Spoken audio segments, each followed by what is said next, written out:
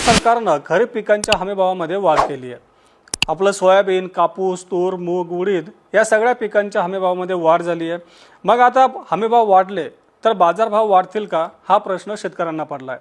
कारण नुसता हमीभाव वाढून काही होणार नाही, तर हा हमीभाव शेतकऱ्यांच्या पदरामध्ये देखील पडायला हवा। आता सोयाबीनचं जर उदाहरण घेतलं तर सोयाबीनला गेल्या वर्षी हमीभाव होता 4,892 रुपये, परंतु प्रत्यक्षात बाजारभाव आहे 4,300 रुपये।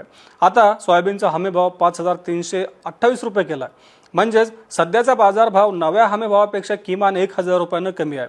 मग या पुढच्या काळात खरंच सोयाबीनचे बाजारभाव 1,000 रुपयांनी वाढणार आहेत का? दुसरं म्हणजे आपल्या कापसाचा बाजारभाव आज देखील 7,000 ते 7,200 रुपयांच्या दरम्यान आहे आणि नवीन हमीभाव कापसाचा आहे 8,110 रुपये। मग कापसाचे बाजारभाव हे 800 ते 1,000 रुपयांना वाढणार आहेत का? तुरीचा बाजारभाव आत्ताचा 7,000 रुपयांच्या दरम्यान आहे आणि नवा हमीभाव हा 8,000 रुपये।